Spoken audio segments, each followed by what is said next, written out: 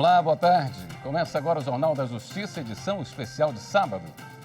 Supremo Tribunal Federal decide que estados não podem ser obrigados a repassar a municípios ICMS ainda não arrecadado. Para o plenário da Corte, não há inconstitucionalidade no adiamento do repasse da cota do tributo decorrente de programas de benefício fiscal. Esse é um dos destaques da edição de hoje e você vai ver também. Eleitor pode fazer Pix ou usar cartão de crédito para pagar multa por ausência nas urnas e ficar em dia com a Justiça Eleitoral. Superior Tribunal de Justiça determina que crianças que vivem em abrigos há mais de 5 anos sejam recebidas por famílias substitutas. E ainda, uma homenagem ao ministro Jorge Mussi, que se aposenta após 15 anos de atuação no STJ.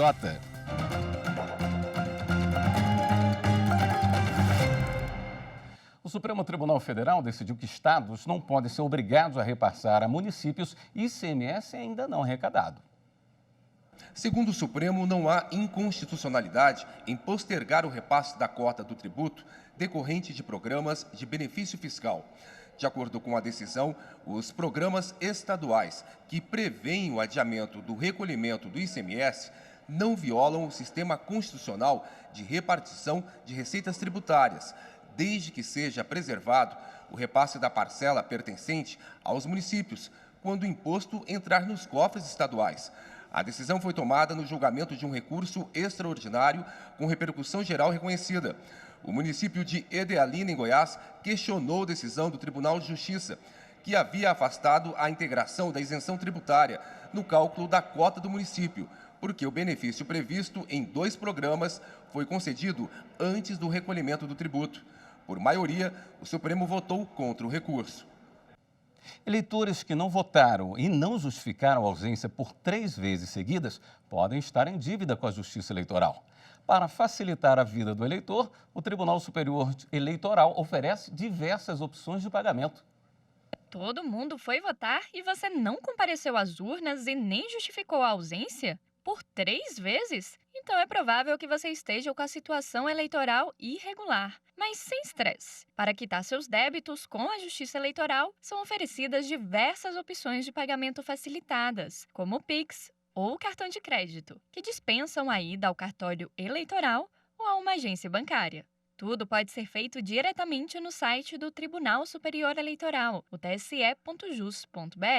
É só ir na seção Autoatendimento do eleitor. Depois, você clica em Multa Eleitoral e preenche os dados pedidos. Se tiver alguma multa, dá para pagar por Pix ou cartão de crédito de qualquer instituição bancária.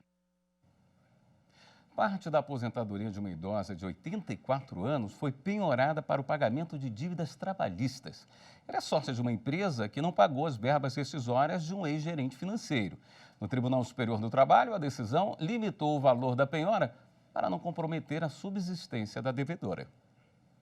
A seção 2 de dissídios individuais do Tribunal Superior do Trabalho verificou que até 2019 a dívida trabalhista era de R$ 66.500. Os ministros autorizaram a penhora da aposentadoria de R$ 3.900 da idosa para o pagamento da dívida, mas limitaram o valor em 10%, com base em princípios gerais do direito. A aposentada é sócia cotista da BRL Soma Agronegócios em Goiânia. A empresa havia sido condenada em reclamação trabalhista movida por um ex-gerente financeiro. Na fase de execução, foi determinada a penhora de 30% dos valores recebidos pela idosa, que é servidora pública aposentada de Goiás. Ela então impetrou mandado de segurança contra a decisão, alegou que qualquer valor retirado do que recebia faria falta e que nunca foi administradora da empresa.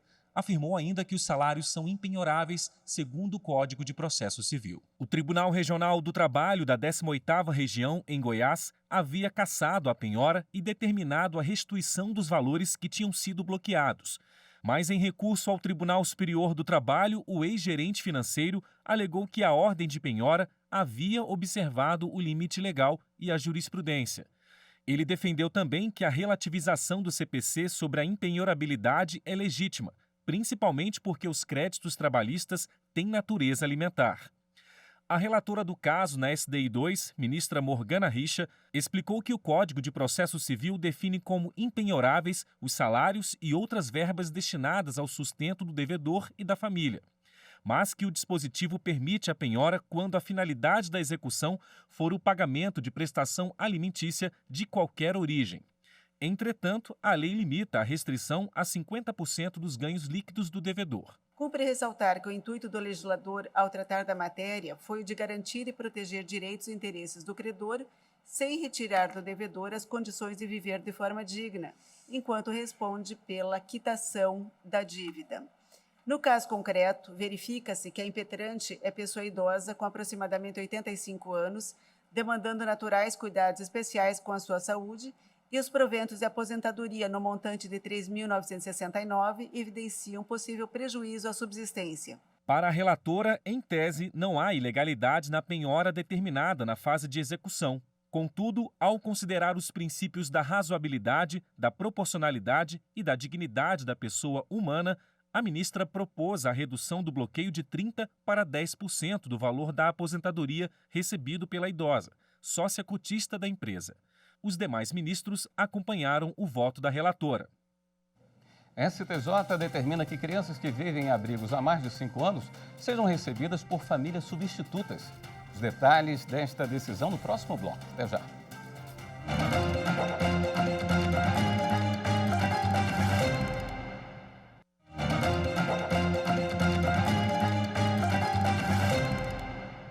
A terceira turma do Superior Tribunal de Justiça determinou que crianças que vivem em abrigos há mais de 5 anos sejam recebidas por famílias substitutas. Em respeito ao princípio da proteção integral, o STJ determinou o início imediato do processo para a colocação em família substituta de 3 crianças que estão em abrigo institucional há mais de 5 anos. Um deles foi acolhido com apenas 11 dias de vida, em razão de sucessivos episódios de negligência dos pais. De acordo com os autos, além das péssimas condições a que as crianças estavam submetidas antes do acolhimento, os menores não foram registrados e a mãe desistiu do acompanhamento psicológico e psiquiátrico proposto pelas autoridades. Segundo os representantes da unidade de acolhimento, autora do pedido de habeas corpus, as crianças já estavam abrigadas desde 2017, sem que houvesse solução judicial definitiva para o caso. No STJ, o ministro Moura Ribeiro ressaltou que, ao longo do período de abrigamento, é manifestamente ilegal e prejudicial ao interesse dos infantes. O Estatuto da Criança e do Adolescente dispõe que o procedimento para a perda e suspensão do poder familiar deverá ser concluído no prazo máximo de 120 dias e que caberá ao juiz, no caso de notória inviabilidade de manutenção do poder familiar, dirigir esforços para preparar a criança ou o adolescente com vistas à colocação em família substituta. Com a decisão do STJ, em virtude das peculiaridades do caso, o colegiado pediu ao Conselho Nacional de Justiça que acompanhe o procedimento para que a medida seja realizada com a maior urgência possível. A quinta turma do Superior Tribunal de Justiça decidiu que o juiz pode alterar a definição jurídica da conduta na sentença. No habeas corpus julgado, a defesa do réu alegava a necessidade de se aditar a denúncia apresentada pelo Ministério Público após o encerramento da fase de instrução, conforme prevê o Código de Processo Penal. Isso porque, no momento da sentença, houve a desclassificação da conduta de tentativa de homicídio qualificado para lesão qualificada. A quinta turma do STJ negou o pedido de habeas corpus. O relator, ministro Ribeiro Dantas, destacou que, em primeira instância, o réu foi condenado com base nos fatos já descritos na denúncia e sobre os quais ele teve a oportunidade de se defender ao longo do processo. Assim, para o ministro, não seria o caso de aditamento da denúncia ou de abertura de prazo para complementação da defesa. Ribeiro Dantas também explicou que, segundo o CPP, o juiz, sem modificar a descrição do fato trazido na denúncia ou queixa, pode atribuir definição jurídica diferente daquela proposta pelo Ministério Público, mesmo que, como consequência, tenha que aplicar pena mais grave. O Ministério Público Federal definiu medidas para solucionar o problema do tempo de espera dos pacientes oncológicos no Rio Grande do Sul. A preocupação recai principalmente nas cirurgias oncológicas das especialidades de cabeça e pescoço, urologia e tumores de pele. Atualmente, em Santa Cruz do Sul, há uma fila de 206 pacientes e uma oferta de apenas 16 novas consultas por mês. A situação que preocupa todos os órgãos é a dificuldade de encontrar profissionais na área para aumentar o número de atendimentos nessa especialidade. A seguir, uma homenagem ao ministro Jorge Mussi, que se aposenta após 15 anos de atuação no STJ. Voltamos a instantes.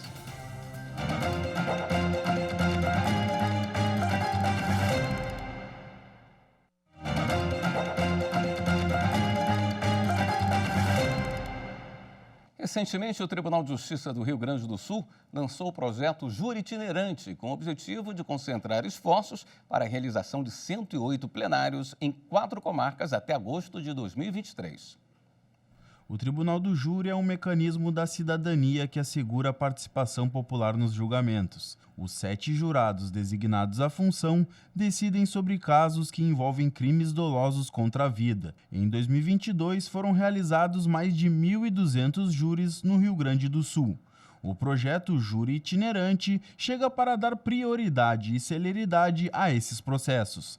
Ao todo, serão 108 plenários, sendo 33 em Capão da Canoa, 35 em Caxias e 30 em Palmeira das Missões. Todos serão realizados até agosto de 2023. Porto Alegre também foi atendida, com 10 audiências, e 8 foram executadas e 2 foram adiadas por conta do pedido das defesas dos réus.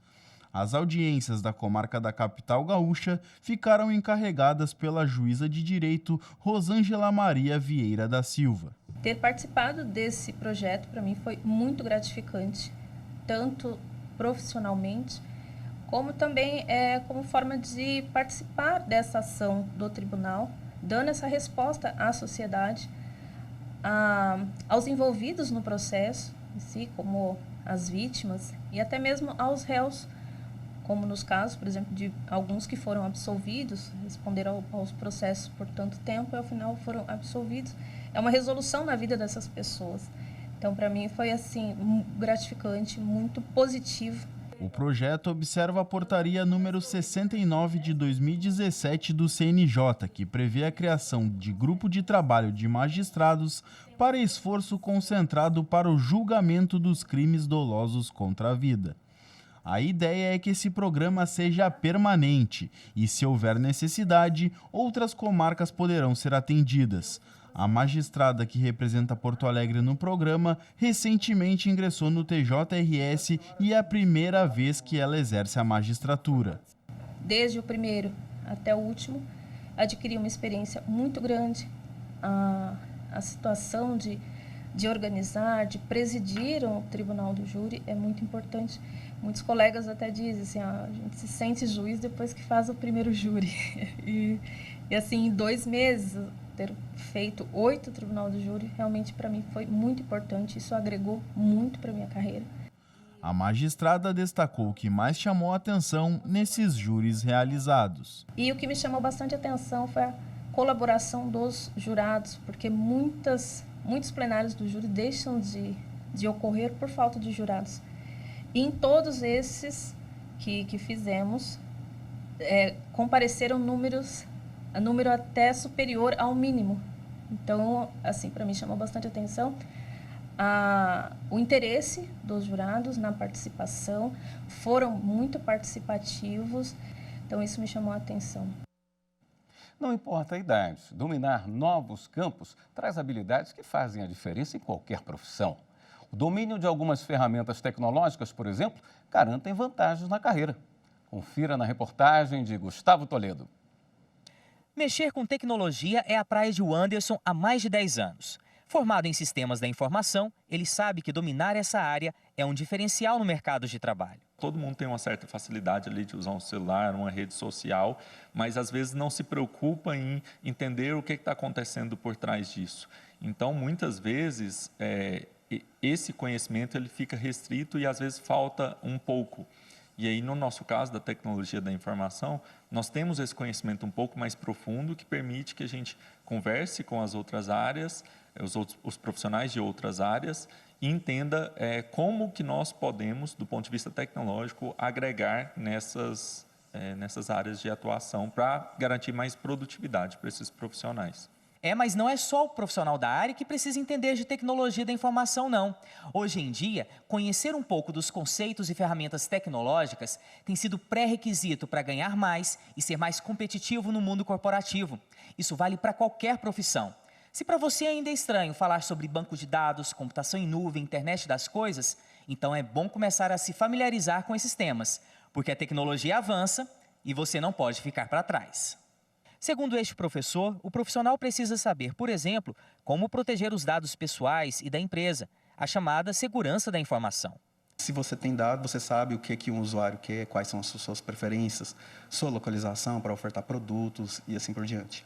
Quando se fala no contexto de cibersegurança, é totalmente vinculado, porque eu tenho dados que são disponibilizados, entretanto, eu preciso garantir uma certa segurança para essas informações que são trafegadas. Então, são profissionais e atuações que colaboram entre si, de tal forma que eu preciso de ter dados para fornecer mais interatividade com as aplicações, mas eu também preciso garantir segurança dessa informação que é trafegada via rede. Ele explica que o distanciamento social na pandemia da Covid-19 incentivou o uso da tecnologia. E hoje, quem sabe usar as mídias sociais e se comunicar por vídeo está um passo na frente. Conhecer sobre redes sociais é algo importante para qualquer profissão hoje, né? É uma forma de você mostrar o trabalho que está sendo feito. Entender um pouco sobre como armazenar dados na nuvem e ser curioso para aprender como funcionam os aparelhos inteligentes que se conectam à web, a chamada internet das coisas, também é importante. Eu tenho dispositivos que eu posso manipular à distância. Eu posso, por exemplo, programar a minha casa de tal forma que quando eu estiver saindo do meu trabalho, eu tenha a luz acesa, eu tenho o ar-condicionado já ligado. Então, isso é a internet das coisas, né? Conectar os dispositivos do dia a dia à internet. E onde que entra a computação em nuvem, computação em cloud? Bem, eu tenho uma quantidade massiva de dispositivos que estão conectados à internet, né? E a cloud, ela não se diz respeito apenas a armazenamento, ela diz respeito também a processamento. Então, tem algumas informações que não conseguem ser processadas, por exemplo, do meu relógio inteligente. Eu preciso tirar essa informação, esse dado que está ali e passar por um equipamento que tem maior poder computacional. Em alguns casos, só a nuvem conseguiria processar. E se você tem resistência à tecnologia, calma. O Anderson diz que não é bicho de 7 cabeças. Então, hoje, a gente não vê as pessoas com receio de usar um GPS, por exemplo, seja no celular ou na central multimídia do carro. Isso, basicamente, é um sistema de tecnologia, um sistema de informação. Mas a gente está preocupado com o problema e a gente entende até certo ponto o que é um GPS, o que é um aplicativo, como ele funciona e como ele pode nos ajudar.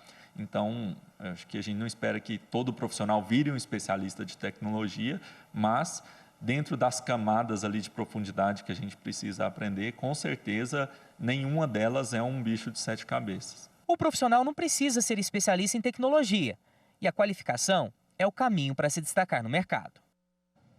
O ministro Jorge Mussi, do Superior Tribunal de Justiça, acaba de se aposentar. Foram mais de 15 anos de atuação marcante na corte. Veja na reportagem de Kátia Gomes.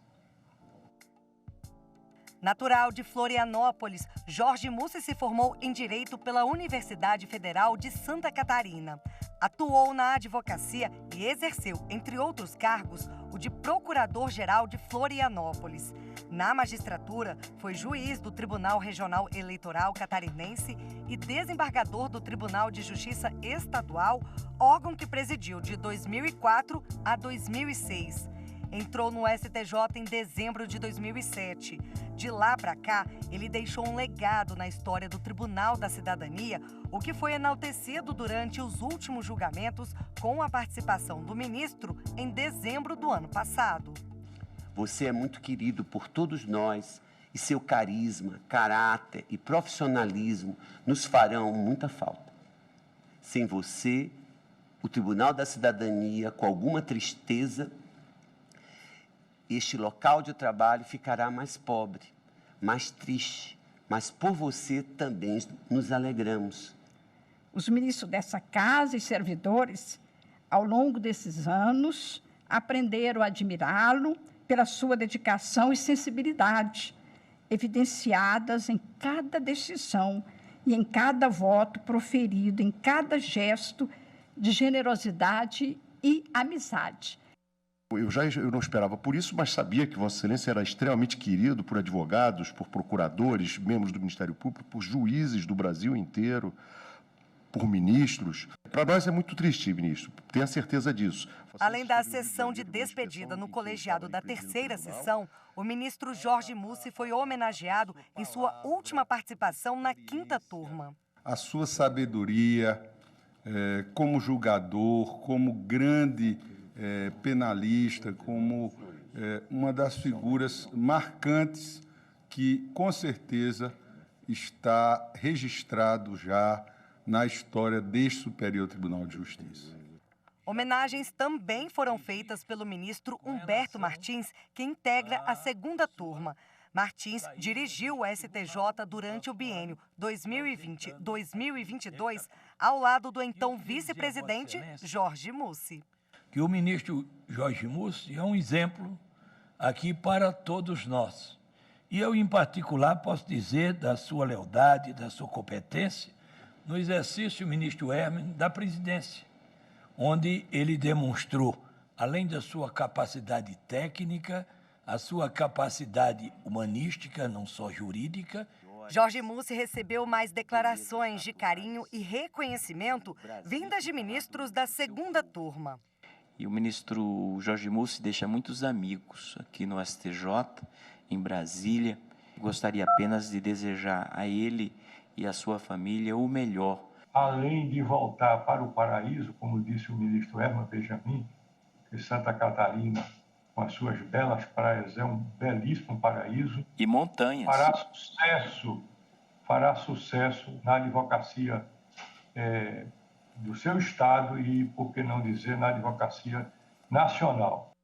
Ele trouxe para esse tribunal uma vastíssima experiência da magistratura, colhida no Tribunal de Justiça catarinense, que ele, inclusive, presidiu. E foi antecedida essa vida na magistratura de uma rica militância na advocacia. E ele trouxe toda essa vasta experiência para engrandecer o Tribunal da Cidadania. Houve ainda mais homenagens prestadas na Corte Especial durante a última sessão de Jorge Mussi no colegiado. O ministro Jorge Mussi atuou com plenitude, reparou iniquidades, assegurou direitos fundamentais do cidadão, contribuindo para uma sociedade melhor. A obra forjada pelo ministro Jorge Mussi é marcante, desincumbindo-se com senso de justiça e sabedoria de sua nobre missão. E, sobretudo, como um líder entre seus pares, por sua lenheza, sabedoria e, sobretudo, por sua humanidade, por seu caráter conciliador. Sua história nos enche de orgulho, caro ministro. Saiba que a Ordem dos Advogados do Brasil o aguarda em festa, de braços abertos. Estamos ávidos para recebê-lo novamente em nossas fileiras. Uma pessoa gentil, humana e muito carinhosa com todos aqueles que estão ao seu redor. A presidente do STJ, ministra Maria Tereza de Assis Moura, exaltou não apenas a passagem de Jorge Mussi pelo tribunal, mas toda a trajetória jurídica do ministro. Por mais de 40 anos, Vossa Excelência serviu à justiça e ao cidadão, primeiro como advogado e depois como magistrado. Por isso, apesar da tristeza em perder o agradável convívio com Vossa Excelência, é momento de parabenizar a firmeza de seus passos dados, sempre nutridos pelo compromisso com que exerceu a profissão que a vida lhe predestinou. Em sua participação final na Corte Especial, Jorge Mussi se emocionou. Como lembra Vitor Hugo, alguns pensamentos são como orações. Há momentos nos quais, seja qual for a posição do corpo, a alma agradecida está de joelhos. É assim como se encontra a minha. Muito obrigado.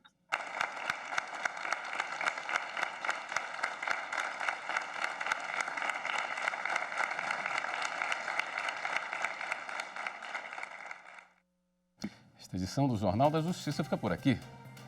Obrigado pela sua companhia. Até a próxima.